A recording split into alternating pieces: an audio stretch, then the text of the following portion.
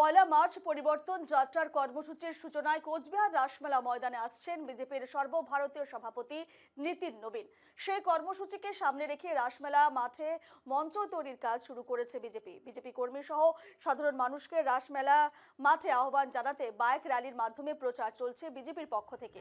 কোচবিহার জেলা বিজেপি কার্যালয় থেকে বিজেপির কর্মী সমর্থকরা বিজেপির দলীয় পতাকা হাতে নিয়ে বাইক র্যালি শুরু করে এবং কোচবিহারের বিভিন্ন গুরুত্বপূর্ণ রাস্তা পরিক্রমা করেন।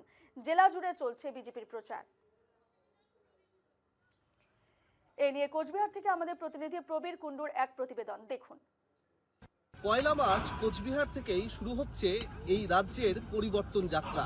বিজেপির এই কর্মসূচিকে কেন্দ্র করে একেবারে রাজনৈতিক উত্তেজনা এই মুহূর্তে টান উত্তেজনা রয়েছে গোটা রাজ্য জুড়ে। কারণ বিজেপির এই কর্মসূচি শুরু হবে এবং সেই কর্মসূচির সূচনায় আসছেন সর্বভারতীয় সভাপতি নীতিন নবীন। এবং নীতিন নবীন একেবারে বিধানসভা নির্বাচনের আগে বঙ্গে আসছেন, এসেই তিনি আসছেন কোচবিহারে। এবং এই যে কোচবিহারের রাসমেলা মাঠ, যে মাঠে এখন এই মুহূর্তে বিজেপির সভার একেবারে জোর প্রস্তুতি চলছে, এই মুহূর্তে জোর কদমে কাজ চলছে, এখানেই মঞ্চ বাঁধা হবে এবং এখান থেকেই এই কর্মসূচি শুরু হচ্ছে। এবং 5 মার্চ এখান থেকেই কোচবিহারের দক্ষিণ বিধানসভা হয়ে উত্তর বিধানসভা এবং তারপর মাথাভাঙ্গা শীতলকুচি হয়ে তারপর দিন 6 মার্চ নাটাবাড়িতে গিয়ে পৌঁছবে এই কর্মসূচি।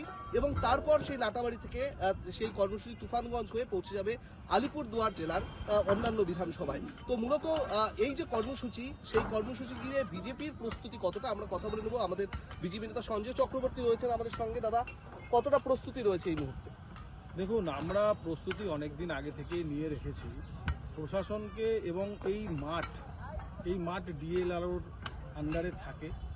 আমরা সেই জন্য গত 19 তারিখে আমরা এই মাঠের জন্য আবেদন করেছি এবং প্রয়োজনীয় যে অর্থ জমা দেওয়ার সেই আবেদন আমরা করেছি। কিন্তু প্রশাসন গড়িমসি করে প্রশাসন সেই মাঠ আমাদেরকে দেয়নি। আমরা নির্দিষ্ট সময় পর্যন্ত অপেক্ষা করে বাধ্য হয়েছি শেষমেশ হাইকোর্টে যেতে। আর মাননীয় হাইকোর্টের আজকে রায় হয়েছে বিজেপির পক্ষে। বিজেপিকে প্রশাসন হাইকোর্ট অনুমতি দিয়েছেন এই কার্যক্রম করার জন্য। প্রশাসনকে আমি শুধু এটুকুই বলবো যে নির্লজ্জতার একটা সীমা থাকে।